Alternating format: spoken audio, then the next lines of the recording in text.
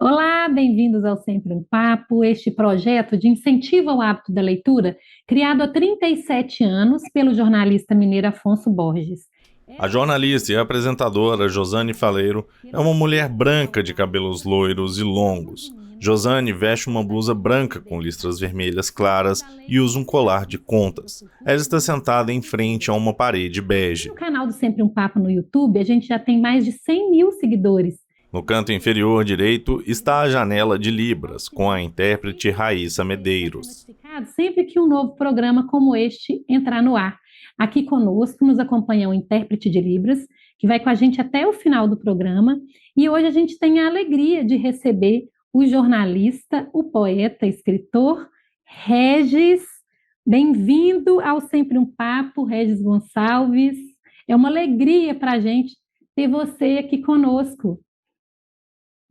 Bom dia, Josane, e a todos que nos ouvem e nos veem. Agradeço muito o seu convite. O escritor Regis Gonçalves é um homem branco, calvo e de barba grisalha. Regis veste uma camisa vermelha e está sentado em frente a uma pintura. 4 décadas, E graças ao empenho extraordinário aí do jornalista e escritor Afonso Borges, é um projeto que se tornou, ao longo dos anos, pela sua persistência, pelo seu amor à literatura e às artes, uma verdadeira grife da cultura mineira e brasileira. Muito prazer e uma boa noite a todos. Boa noite, bom dia, boa tarde para quem nos vê aqui no canal em outros horários, né? A gente está estreando aqui nesse dia à noite, mas ele fica disponível aqui para as pessoas assistirem de onde quiser e compartilhar com os amigos também. Regis, antes da gente iniciar a nossa conversa, eu quero te convidar e a quem está nos assistindo aqui no canal para ver um vídeo institucional do Instituto Cultural Vale, que é um dos nossos patrocinadores, e a gente volta num minutinho. Perfeito. Vamos lá. Onde está a cultura? A cultura está em todos os cantos do Brasil. O vídeo do Instituto Cultural Vale mostra diversas pessoas performando atividades culturais, como tocando instrumentos, dançando, visitando museus ou apreciando obras de arte. 160 municípios. Onde tem cultura, a Vale está. Apoiando e valorizando nossa cultura, crescemos e evoluímos juntos. Agora sim a gente volta para iniciar a nossa conversa com Regis Gonçalves, que nasceu em Santa Bárbara, Minas Gerais, em 1940. Ele vive em Belo Horizonte desde 1957. Fez os estudos primários e ginasial em Santa Bárbara, o científico em Ouro Preto e o profissionalizante na Academia de Comércio em Belo Horizonte. É graduado em Sociologia e Política pela Universidade Federal de Minas Gerais. Como jornalista, atuou em diversos veículos de imprensa em Belo Horizonte e como correspondente de publicações nacionais. Exerceu a chefia do Serviço de Comunicação Social da Universidade Federal de Ouro Preto, a UFOP, e coordenador de jornalismo do Centro de Comunicação CDCOM da Universidade Federal de Minas Gerais. Cinéfilo, é sócio do Centro de Estudos Cinematográficos de Minas Gerais e membro do Conselho Fiscal do Instituto Berto Mauro. Como escritor, publicou os livros Queima de Arquivo, de poesia, Opus Circus, também de poesia, Tramatato Texto, de poesia, Raul Belém, o Arquiteto da Cena, que é um perfil biográfico, Retratos Erráticos, que são perfis biográficos, sendo este último publicado com recursos do Fundo Municipal de Cultura do Recife, História, Cultura, Sabores, Lugares e Tipos, na coleção Brasil, País do Futebol e da Indústria. E ainda publicou Uma Vida Quase Perfeita, notas biográficas sobre Lúcia Machado de Almeida, publicado pela editora Conceito Editorial, aqui de Belo Horizonte. Atualmente, ele exerce atividades de jornalista freelancer, revisor e editor de textos autônomos e continua escrevendo, né? Regis Gonçalves, bem-vindo ao Sempre um Papo novamente. Obrigado, Rosana. Eu só queria fazer uma pequena correção. O livro Retratos Erráticos ele foi editado com recursos da Lei Municipal de Incentivo à Cultura de Belo Horizonte. Ué, que está aqui na biografia que eu recebi, eu acho que eu dei uma confundida, então. Então está feita a correção. Desculpa. Não, tudo bem. Então, antes da gente começar aqui a falar especificamente sobre o seu trabalho como escritor, vamos contar um pouquinho da sua história, que eu acho que o lugar do seu nascimento também influencia de alguma forma na sua poesia, né, Regis? Falar também da sua formação intelectual a partir da infância, da adolescência, suas leituras, o que te influenciou nessas escolhas aí na literatura, no jornalismo. Olha, eu acho que a paisagem física e cultural da minha região exerceram uma influência muito grande sobre a minha personalidade como ser humano e, obviamente, também sobre o que eu escrevi, sobre o que eu escrevo. É uma região, a minha terra, Santa Bárbara, é uma região que integra o ciclo do ouro, portanto, é uma cidade colonial de arquitetura, com alguns registros importantes da arquitetura colonial barroca mineira, inclusive sua igreja matriz magnífica, e todo o ambiente que é descrito pelo poeta e ensaísta Afonso Ávila, a atmosfera do ensueño, povoou a minha infância, a frequência na igreja com os seus rituais, os seus cânticos, sua música e o cheiro de incenso, particularmente, sabe? Então, isso obviamente, é um registro que está contido aqui na minha memória. No caso, a outra particularidade é a Serra do Caraça, que corresponde, na minha mitologia particular, ao Cauê do Carlos Drummond, sabe? É uma serra emblemática que hoje está, infelizmente, como o Cauê da Itabira, muito minerada, muito ameaçada, mas onde existe um parque nacional, que é um parque importantíssimo. Então, essa atmosfera constituiu digamos, o fundo da minha formação da personalidade. Agora, infelizmente, a minha terra era, na década em que eu nasci, uma cidade pequena e muito pobre culturalmente, para dizer simplesmente uma coisa que me fez muita falta: a cidade não tinha uma biblioteca. O grupo escolar, ou escola estadual Afonso Pena, onde eu fiz o primário, tinha lá um chamado clube de leitura, uma coisa muito precária. E isso não me permitiu acesso ainda precocemente, né, talvez, à grande literatura. Eu só vim conhecer os autores modernistas, por exemplo, quando a minha família se transferiu para Belo Horizonte. Aqui eu tive contato com alguns membros da chamada Geração Complemento, formada aí por Silviano Santiago, Teotônio dos Santos, o Gomes Leite, o Maurício Gomes Leite, enfim, uma série de autores, escritores e artistas, porque o grupo era eclético, admitia, todas as gerações literárias de Minas foram muito especificamente literárias, criaram suas revistas literárias. A Geração Complemento tinha sua revista também, tinha esse nome, Complemento, mas era integrado por artistas como Augusto Deguá, Yara Tupinambá, por músicos e autores teatrais, bailarinos, né? O balé Klaus Viana nasceu nesse clima, nessa atmosfera de revitalização da cultura mineira em Belo Horizonte. Eu tive contato com alguns membros dessa geração com movimento e me lembro que um deles, percebendo o meu interesse em literatura, em poesia, me presenteou com um livro do João Cabral de Melo Neto, um livro chamado Duas Águas, de modo que eu conheci, eu, mineiro da Gema, vizinho da cidade de Carlos Drummond, só vim conhecer Carlos Drummond depois do João Cabral.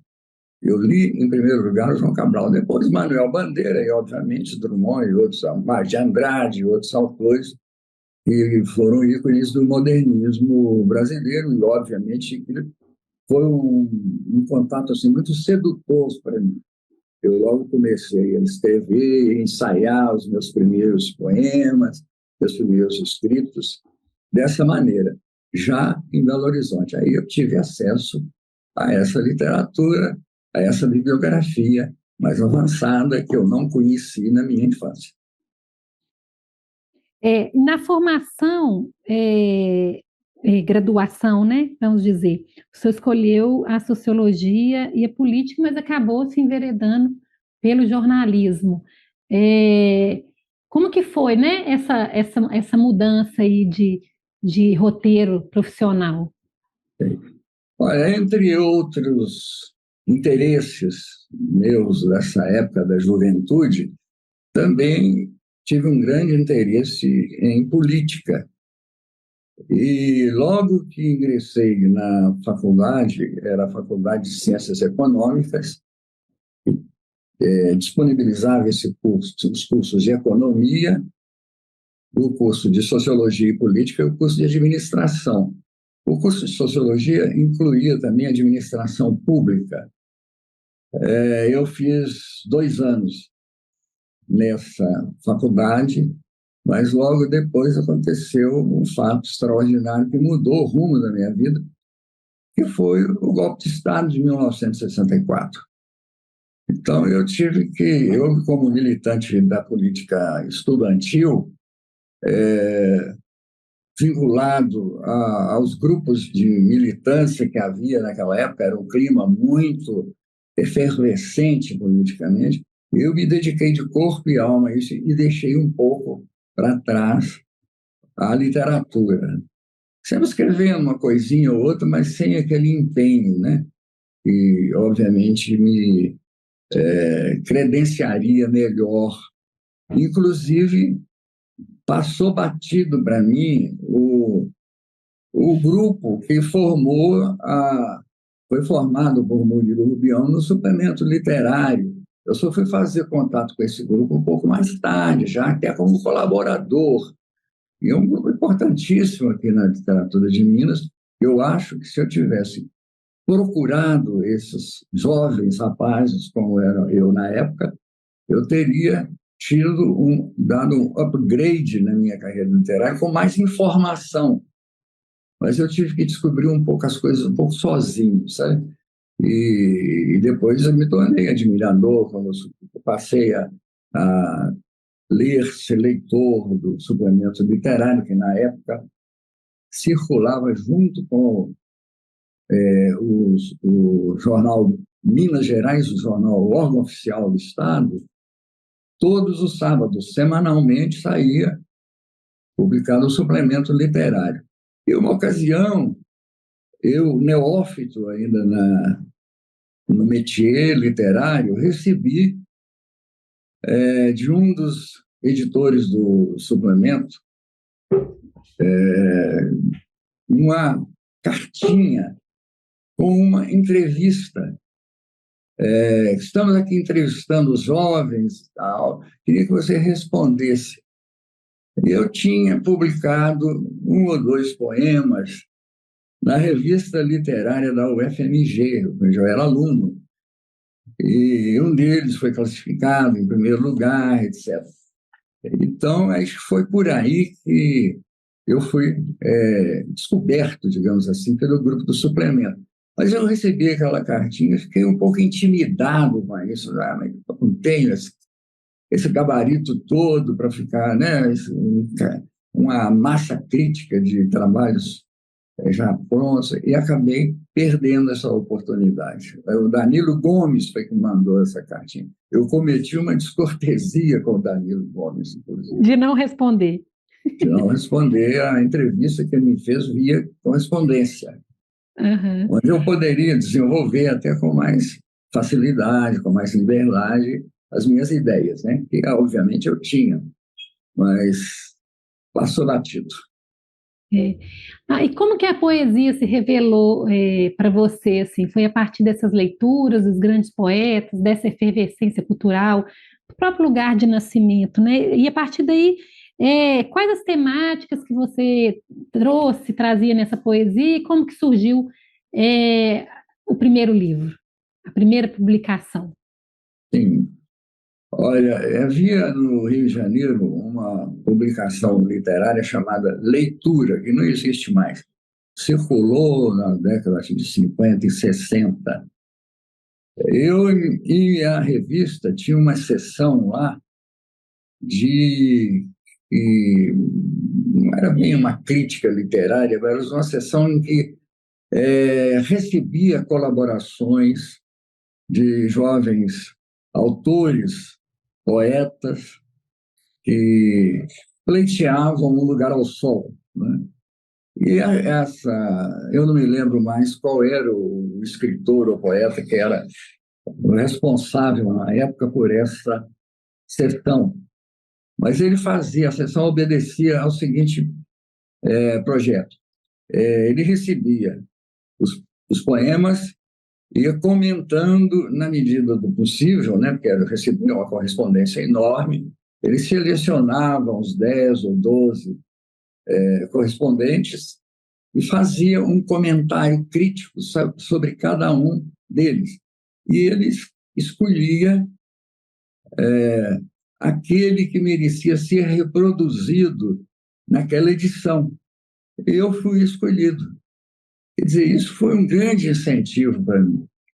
E ele, inclusive, localizou, digamos, você é um poeta de vocação imagética e lírica. Fez um comentário muito interessante que me orientou também, sem dúvida, além da alegria de ter sido publicado numa revista nacional. O que fiz? Eu continuei publicando, continuei escrevendo, até que eu reuni um conjunto de poemas que eu julguei que mereciam concorrer a um prêmio literário.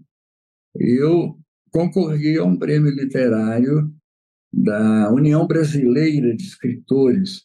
Na época, era um escritor chamado Peregrino Júnior, que era o presidente da União Brasileira de Escritores, UBE.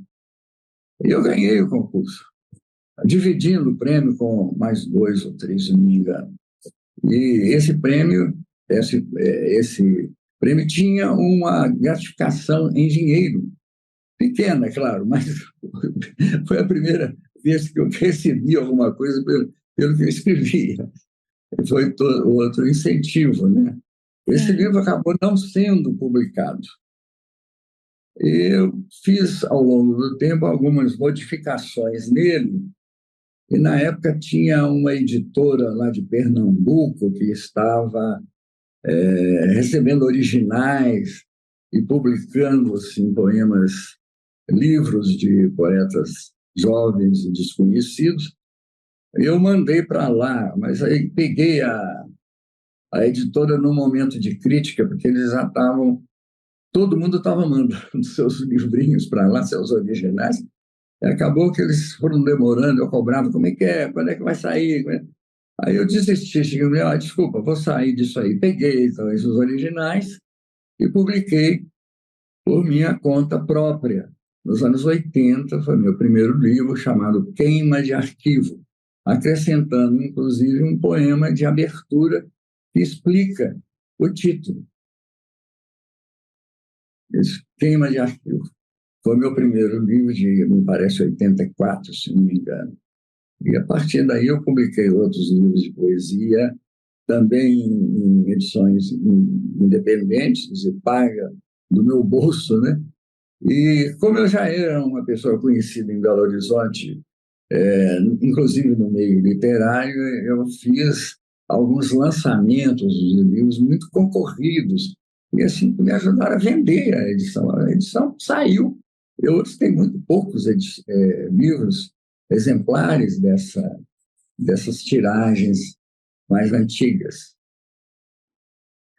O Regis, são livros publicados, né? Você tem uma história aí na poesia.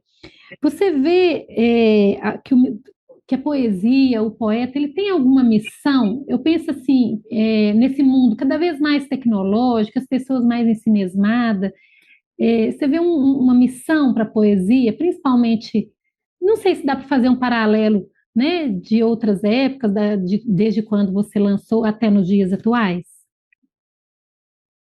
Missão, assim, eu não vejo, não, mas eu vou repetir um bordão aí que segue aí sendo dito por várias pessoas, que a poesia não serve para nada, mas é indispensável. E a poesia traz uma desperta nas pessoas algum conteúdo de caráter emocional, não sei bem, e às vezes intelectual também, que conecta a gente com o maravilhoso, sabe? Com o não racional, a fantasia e a mitologia também, no sentido que lhe dá Claude Lévi-Strauss, de mitologia, tanto as mitologias dos povos ditos primitivos, quanto as nossas mitologias de povos ditos civilizados. Eu ressalto esses ditos aí porque, na verdade, o Lévi-Strauss não faz uma distinção muito clara entre isso. Então, eu não vejo muita missão, assim, como seria a missão, uma programação política, uma programação de alguma outra natureza social ou econômica. Não, a poesia não tem isso, ela tem uma espontaneidade e, a despeito de sua extrema dificuldade, é uma atividade muito atrativa, muito sedutora, muito gratificante também para quem realiza. Nada melhor de você concluir com satisfação um poema. A Adélia Prado, aqui no seu livro, até ela fala isso também, já tinha escutado ela falar, até que no Sempre um Papo também, ela diz que a inspiração vem do alto, né, para ela. E para você? Não, a Adélia eu adoro a Adélia Prado, acho que ela é uma poeta maravilhosa, uma poeta de grande, muito inspirada, e também de uma técnica refinada, ao contrário de alguns críticos que acham que a Adélia é muito espontânea, muita espontaneidade, escreve que vem na cabeça. Não, ela é uma poeta de grande tecnicidade também. Mas eu não concordo com ela, porque a Adélia é uma pessoa naturalmente mística. Então, é claro que esse misticismo dela se reflete na sua poesia. Para isso não me incomoda absolutamente, me incomoda. O que me agrada, o que me gratifica é o poema dela, sabe? Inclusive, eu tenho um episódio interessante com a Adélia Prado, uma ocasião. Eu estava trabalhando junto com alguns amigos na edição. Aliás, foi uma atividade muito importante para mim, na época da chamada poesia alternativa, nos anos 70 e até 80. Criou-se lá em Ouro Preto, por inspiração do poeta e artista gráfico Guilherme Mansour, criou-se um veículo, uma revistinha de poesia que era impressa em tipografia e um saquinho de poesia onde eram encartadas lâminas com os poemas. Era muito artesanal, mas esse saquinho circulou muito aqui. Era chamado, o saquinho de Ouro Preto, sabe? Poesia livre, saquinho de Ouro Preto. Circulou muito aí pelo Brasil e atraiu muita gente, muita colaboração. Nós tivemos grandes colaboradores, recebemos um bilhetinho de incentivo do Carlos Drummond, e, enfim, uma série de poetas importantes aí, mineiros e brasileiros. E uma ocasião, eu fui a Divinópolis e fui procurar a Adélia Prado, pedir a ela uma colaboração. Foi até uma situação um pouco constrangedora, porque eu cheguei na hora que do almoço da família. Mas a Adélia foi muito simpática, ela veio me receber na porta de casa e falou, não, espera, eu vou te dar. Foi lá, copiou um poema dela com uma caneta, uma canetinha colorida, né, de lápis de cor. Escreveu manualmente o poema e me deu, que é uma relíquia que eu guardo até hoje. Esse poema manuscrito da Adélia Prado, que obviamente foi publicado. Eu me lembro dos 2 primeiros versos, que dizia: se esvai de mim o nojo dos mortos. É um poema lindíssimo. E é isso. E a sua inspiração? A minha inspiração vem muito das circunstâncias emocionais,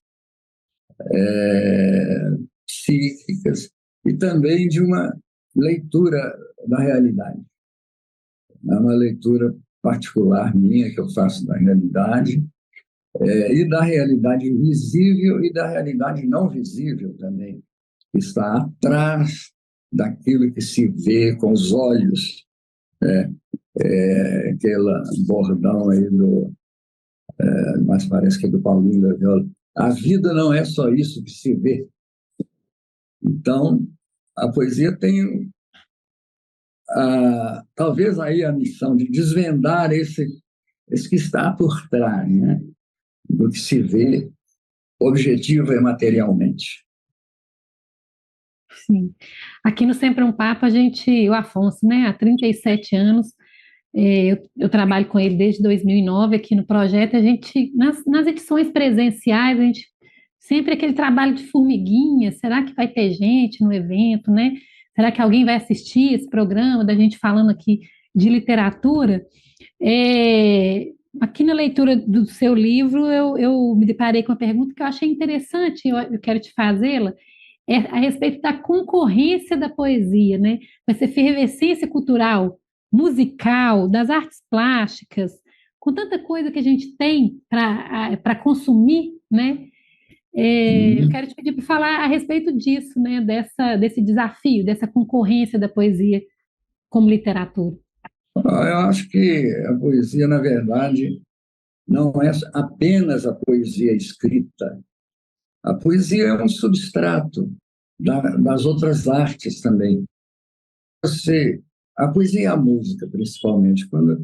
Por exemplo, eu considero poetas os ficcionistas. Eu acho, por exemplo, Kafka um grande poeta, porque a poesia é o substrato da obra dele. É uma inspiração que ele quer dizer algo que ele precisa dizer de uma certa maneira, sabe? Então, assim também, os letristas de música são poetas, à sua maneira. Mas a sua maneira quer dizer, há uma técnica especial de interpretar a música e o poema ser interpretado musicalmente. Eu mesmo já fiz algumas letras de música,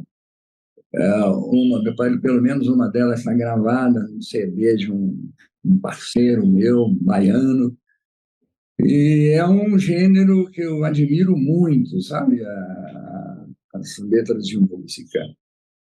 Agora, Eu acho, por exemplo, que o hip hop é uma forma de poesia também. Faz parte do substrato, toda aquela improvisação, assim como a poesia de cordel nordestina, né? E dos improvisadores, dos cantadores de feira. Então, a poesia está presente em tudo assim. Às vezes é um vírus que contamina também as outras artes. Esse vírus do bem, né? Que é Um bom a vírus gente do bem. pensar dessa forma, né? Que enquanto a gente está consumindo uma música, isso também é poesia, que a gente está alimentando, né? Da arte, da poesia de alguma forma. É, vamos falar alguma poesia? Lê, você preparou para a gente aí alguma para apresentar? Ah, sem dúvida. Eu selecionei algumas aqui, não sei se teria tempo de ler todas, mais ou menos uma, duas, três, quatro. Quatro É, poemas. Uns são tá. curtinhos, outros são um pouco mais extensos. Vamos ler dois agora e a gente conversa mais um pouquinho Tá e bom. lê, né? Que a gente vai Lê. intercalando aqui no Eu, programa. eu vou começar, então, com um poema lírico. Eu tenho uma vocação lírica também forte. E esse aqui é um poema lírico que chama-se Chave de Si. Flauta, embora não possua, é música que inspira, súbita, suave, abstrusa, e à luz de uma cantiga pianíssima, Debussy, Ravel ou Pixinguinha desata o nó da poesia, é musa.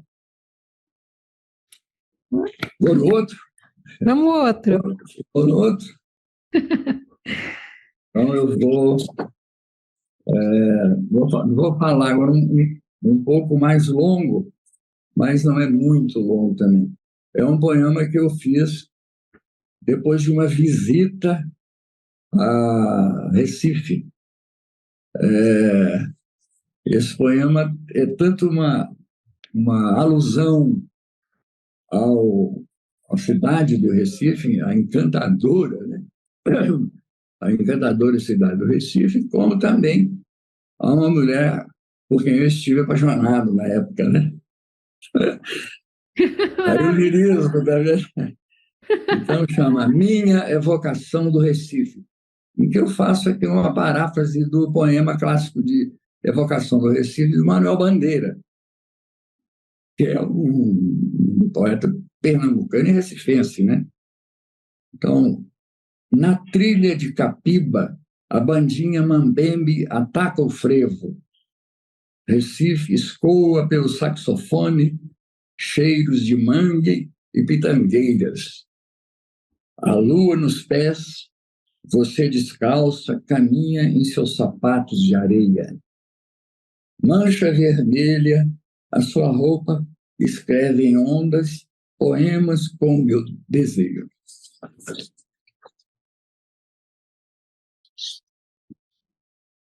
Contraste da mão sobre a toalha, nervosa arquitetura de nódulos, entalhe de sensível tatuagem. Na obscuridade da nave, o poema borda suas rendas, em trajes eclesiais, profanos bares. A lua minguante sobre o mangue revela o Recife, puro sangue dos rios, se exalando, puro sangue dos rios se exalando. O corpo do mar deita em ondas, em decúbito na praia, o sal nos lambe. Te ofereço uma concha, 3 uísques, 3 desejos atados no meu pulso. No horizonte crepuscular, o coração se lança. Máquinas de sonho enredadas nos seus vícios. É isso aí. Deixamos os outros para depois. Obrigado. Agora vamos entrar um pouquinho aqui no seu trabalho jornalístico, né? A gente falar um pouco dessa linguagem jornalística e literária que você traz para os perfis biográficos, né? A gente pode começar falando desse livro, Retratos Erráticos. Josane segura nas mãos o livro Retratos Erráticos. A capa mostra a foto de um homem com uma camisa xadrez, porém sem a cabeça. Vamos falar um pouquinho desse livro e desse trabalho seu como jornalista literário. Eu trabalhei muitos anos numa editoria de cultura do jornal O Tempo, né, o caderno Magazine, e na mesma época eu colaborei com algumas outras publicações nacionais, especialmente algumas revistas. E eu selecionei, bom, eu não era um repórter no jornal, eu era um redator, mas conhecendo meu gosto pela literatura e algum conhecimento na área, o meu editor sempre me encarregou de algumas matérias com escritores e outros artistas. E daí nasceram os perfis. Isso eu fui muito influenciado por foi bem um seminário, um pequeno palestra, um mini curso que foi dado no jornal pelo escritor e jornalista Humberto Werneck. Ele é um perfilador magnífico, Humberto. Ele fez um perfil, por exemplo, maravilhoso do Chico Buarque, entrevistou tanta gente importante aí. Ele faz até o prefácio aqui, né? Do seu livro. Eu convidei o Humberto para escrever o prefácio desse livro, porque ele, de certa maneira, é seu inspirador também. Essas matérias saíram ao longo de alguns anos no jornal, até que eu resolvi selecionar algumas que tivessem alguma coisa a ver com o personagem, quer dizer, quando você vai perfilar alguém ou biografar alguém, você tem que tratar como uma personagem. Então, o subtítulo do livro explica isso, né? Retratos Erráticos, Imagem, Perfil e Personagem na Imprensa. Na imprensa. Então, eu reuni alguns perfis de vivos e mortos, porque alguns dos perfilados aí já tinham falecido, como é o caso do João Alfonso, um escritor modernista de Minas, meio esquecido, que eu admiro muito, muito do meu gosto, o João Alfonso, na década de 30, né? Foi companheiro da geração de Drummond, de Emílio Moura, de Pedro Nava, Minas, né? Esse já tinha morrido. Então, eu fui fazer uma pesquisa, não uma entrevista, numa sessão espírita com o João Alfonso, mas fui à biblioteca pública, ler os livros dele e pesquisar sobre a vida dele. Há um livro fundamental de um escritor e sociólogo que foi meu professor, e era um estudioso da obra do João Alfonso, né? Fernando Correia Dias. Ele publicou um livro chamado João Alfonso, Tempo e Moda, e Modo. João Alfonso. Esse livro foi fundamental, mas eu já conhecia esse livro, porque eu tinha sido aluno do Fernando, e fui relê-lo nessa ocasião e refiz o personagem o perfil do João Alfonso a partir dessas fontes. Outro perfil também curioso que existe aí é o perfil do Vander Piroli. O Vander Piroli é um jornalista e escritor mineiro, né, nos anos 60, 70. Josane mostra o interior do livro. Na página, há a capa de um jornal que comemora os 70 anos do jornalista Vander Piroli. Então, aí é gente que eu admiro. Sim. E o Piroli tinha sofrido um AVC. Eu marquei com ele. Essa história é muito boa.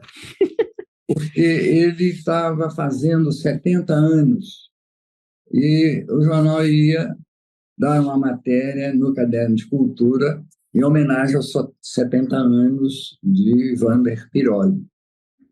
Telefonema, o Wander falou pouco, tudo bem, pode vir. Eu fui. Quando eu cheguei lá, o Wander estava afásico. Ele não estava falando direito, como sequela do AVC que ele tinha. Ele levou uma pilha de papel meio embolado, assim, com textos dele e tal. E eu fui conversando, na medida do possível, com o Wander. Só que era absolutamente insuficiente para a matéria de capa no caderno no dia seguinte. Eu fui atrás dos amigos e das pessoas que conviveram com o Wander, todos os admiradores dele, e recolhi. E era uma matéria feita com aquela pressa do jornal, né? Passou para o dia seguinte.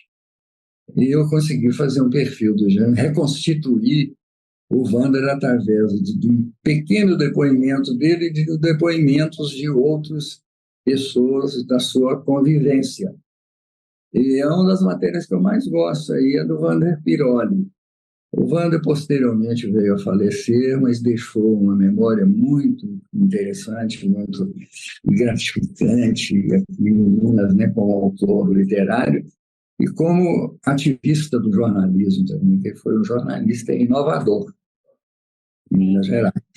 O Wander Piroli, a gente fez ele foi patrono, uma homenagem a ele, né, no FLI Araxá, nesses 10 anos que Afonso realiza o Festival Literário de Araxá, e em uma das edições nós o homenageamos como patrono e tivemos um estudo da obra dele na cidade, foi bem interessante. Tem outros perfis importantes aqui também, que acaba que você transformou em livro como o da Lúcia Machado de Almeida, que virou uma biografia maior, né? Sem dúvida. Falar um pouquinho dessa personagem tão importante para a literatura, né? Quando eu reli aqui, me levou lá meus tempos de adolescente lendo os livros da Escaravelho do Diabo. Escaravelho do Diabo, maravilhoso demais. Xisto, Aventuras de Xisto. Sim, a borboleta Coleção Tíria. Vagalume, que eu lembro, li a Coleção Vagalume inteira. A Vagalume, pois é.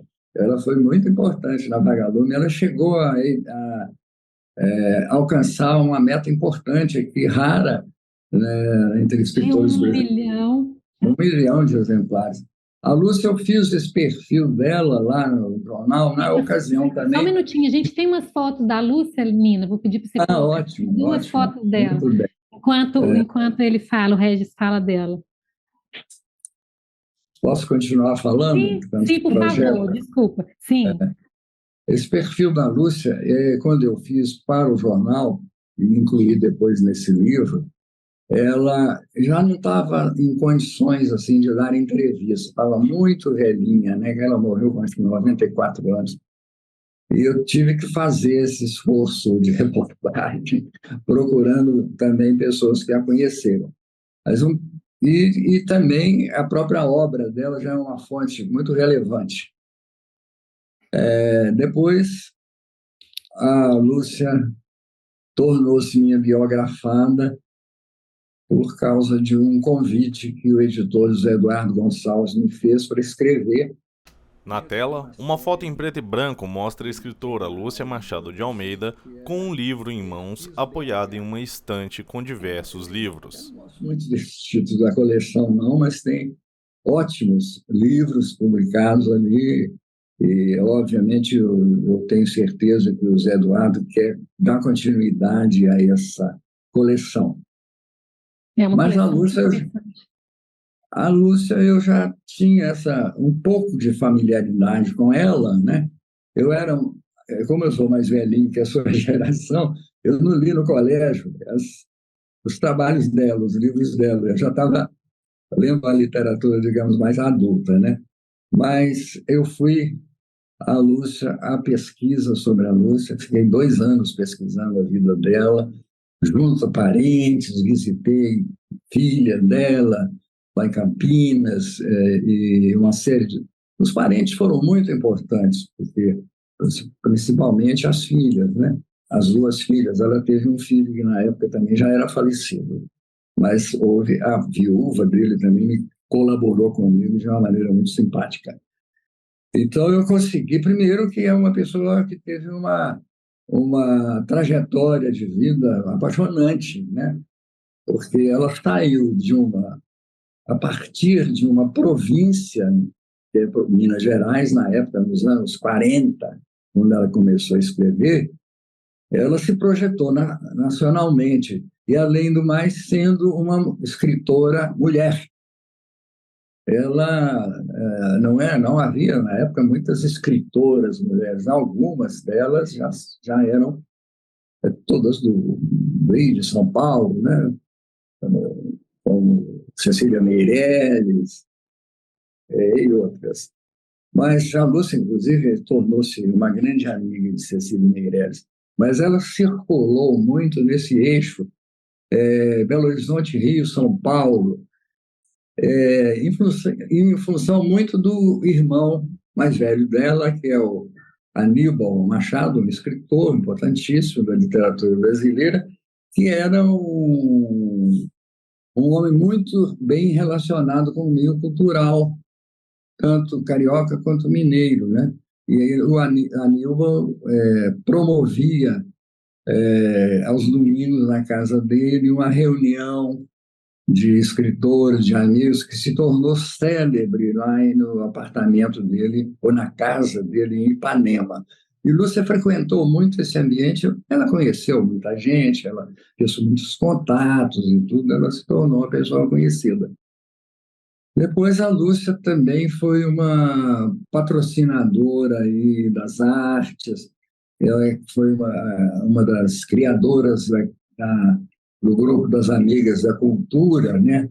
Ao lado da dona Anita Uxa, da dona Maria Schreiber e outras senhoras da sociedade, que eram estrangeiras, chegaram aqui e acharam muito pobre o ambiente cultural de Belo Horizonte e começaram a incentivar a arte. Quer dizer, elas faziam o papel que hoje faz as leis de incentivo à cultura, em caráter mais modesto, obviamente. A dona Lúcia teve um papel importante. Dona Lúcia era frequentadora habitual do Centro de Estudos Cinematográficos. Ela frequentava concertos de música erudita e de música clássica e de música erudita e de concertos de jazz, cinema de vanguarda da época.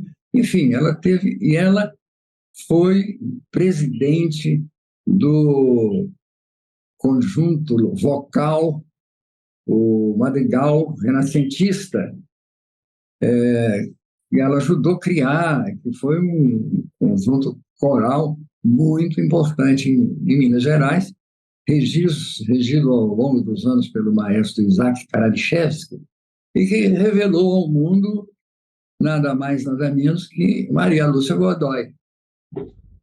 Regis, outro personagem importante na cultura, né, mineira e brasileira, que também ganhou um perfil biográfico, um livro, né, especialmente a respeito dele, é o Raul Belém Machado. Então, eu quero te pedir para falar a respeito do trabalho desse arquiteto, cenógrafo tão importante aqui para a cena cultural mineira. Esse livro faz parte de uma coleção Palácio das Artes, Memória, e foi um livro escrito sob encomenda da Fundação Clóvis Salgado.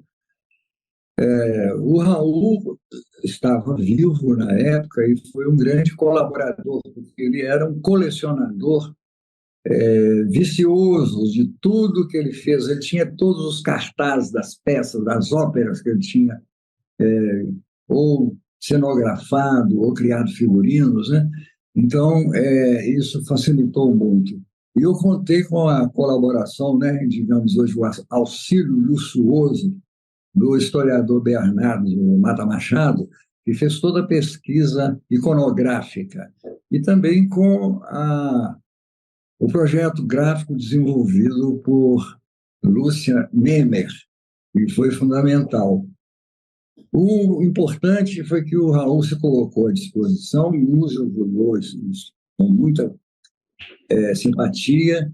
E nós visitamos algumas vezes o Centro Técnico de Produção do Palácio das Artes, que me impressionou muito, que fica lá em Marzanhanha, ocupa uma velhas estruturas de uma velha fábrica de tecidos, que se chama do Marzagão, lá naquele lugar. O Raul, realmente, eu acho que eu me apaixonei assim, por todos os meus perfilados, biografados. Eu só não transformei esse livro do Raul numa biografia mais completa, porque havia limitações de espaço. Assim também a Lúcia. Eu pretendia escrever mais sobre a Lúcia, que está muito apaixonado pela trajetória dela, né? Eu não a conheci pessoalmente. Mas o Raul, sim, eu conheci, e ele me pareceu uma pessoa realmente multitalento, sabe? Foi muito legal, muito prazeroso explorar o trabalho dele, tanto na área própria da arquitetura cênica, né? O Raul era um arquiteto de formação, quanto à cenografia dele. Ele fez cenografias importantíssimas para a ópera, por exemplo. Uma das tem uma croquis de uma cenografia dele que está na capa do livro. E ele trabalhou com vários estilos também, desde o palco italiano a coisas mais modernas e contemporâneas. Você está com a capa você está com o livro aí, não tá, para mostrar a capa para a gente? Essa capa amarela bonita? Isso. Aí já Raul Belém Machado, o arquiteto da cena. Esse é um cenário que ele fez, mas em croquis. Regis segura o livro Raul Belém Machado, o arquiteto da cena. A capa mostra um projeto de cenário rico em detalhes. Agora, para a gente estar aqui no finalzinho do programa, eu quero te pedir para falar sobre sua obra na ficção, né? Suas obras ficcionais, contar o que já foi publicado, das novelas, dos contos ficcionais e os projetos, né, futuros aí com a ficção. Eu me lembro que uma vez eu fiz uma entrevista, que acho que está nos meus perfis aí, o Décio Pinhatari. O Décio Pinhatari dizia o seguinte, que a poesia é para os jovens e a arte dos velhos é a ficção. E eu tomei isso, digamos, como até um conselho, e fui verificar, e o próprio texto literário jornalístico, com uma conotação literária que eu procurei dar aí a maneira do new journalismo norte-americano, só que os jornalistas tipo Gore Weidel, eles fizeram trabalhos sob encomenda, ficavam 6 meses fazendo uma pesquisa, viajando e tal. O perfil, por exemplo, do Wanda Cultural, tive que fazer para a edição seguinte. Mas a criação textual também me despertou o interesse para a ficção. Eu comecei a escrever ficção, fazendo alguns contos, e escrevi 2 livros que eu considero assim que seriam a minha top da minha obra ficcional. É um romance que está sob exame na livraria editora Record. Espero que aprovem o livro. É um romance de 600 páginas. E um outro livro também de ficção que eu encaminhei para algumas editoras, que é uma novela seguida da sequência de 4 contos. Alguns desses contos eu já publiquei por exemplo, em separado, né? No Caderno Pensar do Estado de Minas e no Suplemento Literário de Minas Gerais. Saíram alguns desses contos. E agora eu publiquei também alguma coisa, tanto poesia como ficção, eu publiquei também em sites online. No caso da poesia, eu publiquei num site espanhol chamado Poemas del Alma e num site peruano chamado Vallejo Eco, que é uma homenagem ao poeta, o grande poeta peruano, César Vallejo. E hoje, graças ao curador desse projeto, o curador brasileiro desse projeto, que é o poeta e amigo Fabrício Marques, eu encaminhei para ele os poetas e foram publicados vários poemas meus em língua espanhola e em língua portuguesa. Maravilha. Regis, nosso tempo finalizou aqui agora. Para as pessoas fazerem contato com você, qual que é a forma? Olha, eu tenho o meu e-mail, Regis First, de primeiro em inglês, Regis First, @gmail.com. Eu não estou no Instagram, não estou no Facebook. Não, e-mail é uma ótima forma de contato. Você sabe que tem muitos escritores que não têm, né? Redes sociais. Vamos finalizar com poema? Podemos. Um poema que eu gosto muito aqui é um poema que eu escrevi, dediquei a uma amiga argentina que viveu no Brasil e aqui se tornou minha amiga. E ela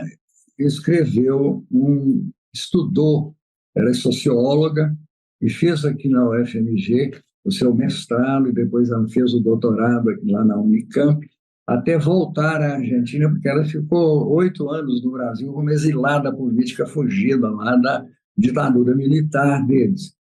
E a dissertação de mestrado dela é sobre o projeto pedagógico dos anarquistas argentinos. Então, eu escrevi um poema sobre os anarquistas e o dediquei a ela. E ela publicou, quando publicou essa dissertação em livro, ela incluiu o poema. Qual que é o nome dela? Da sua amiga? Dora Barrancos. Ela hoje é uma teórica e militante importante do feminismo na América Latina e é, inclusive, assessora da presidência da República para assuntos de gênero na terra dela.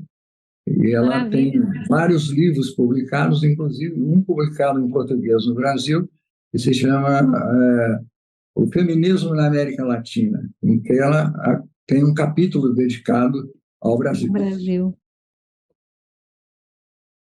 Chama-se Libertários.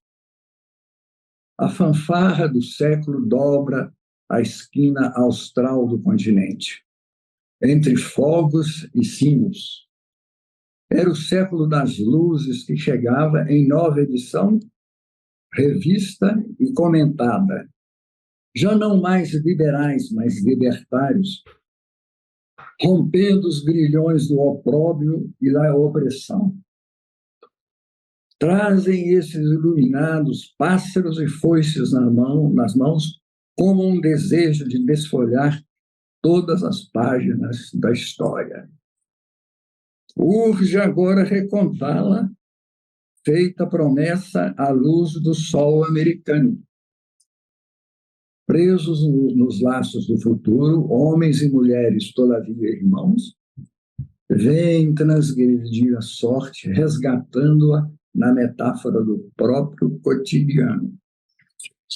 A liberdade é tudo unir a família, a escola, as leis, o coração. Grãos de utopia num mundo sem medo e sem maldade. Maravilha. Quer ler mais um? Você tinha separado 4, né? Tem aqui, não sei se é... Vamos tentar aqui, chama Calendas. E aí a gente encerra. Tá bom. Vamos de Julho é mês asiágo.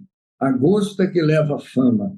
Bares, bares, bares, bares. A vida na dupla mão, faróis se reacendendo atrás de um copo tão frágil, recipiente, parece amarga doença. Nossos corpos, seus pesares, o mar de nossas cantigas, reminiscências de agora, o que nos faz tão intensos sempre que nos deparamos com a face do inesperado?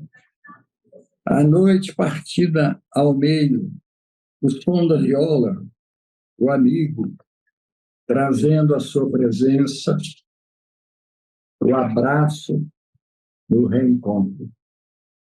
Não deixe o sopro do vento passar por nós simplesmente.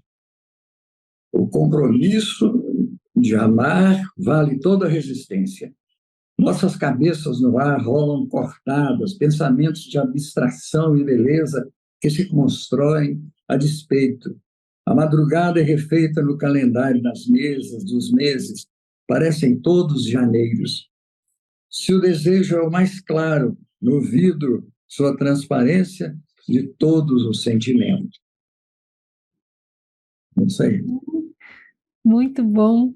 Regis Gonçalves, muito grata por você compartilhar um pouco da sua trajetória, da sua poesia conosco aqui no Sempre um Papo, e eu te deixo fazer as considerações finais. Eu quero agradecer o convite mais uma vez e a satisfação de estar conversando aqui com esse imenso público do Projeto Sempre um Papo, né? Que se consolida cada vez mais aí como uma atividade, digamos, um núcleo de uma resistência cultural, na verdade, né? Que temos em dias tão atrozes que vivemos, mas que ainda temos que conquistar muita coisa aí, e o Sempre um Papo é um farol que ilumina isso aí para nós, que vivemos, estamos juntos. Estamos juntos. Muito obrigada. E obrigada a você que nos acompanhou aqui pelo canal do Sempre um Papo no YouTube. Te convido novamente, se ainda não se inscreveu, se inscrever e ativar o sininho para ser notificado sempre que um programa como este entrar no ar. É isso, e até a próxima.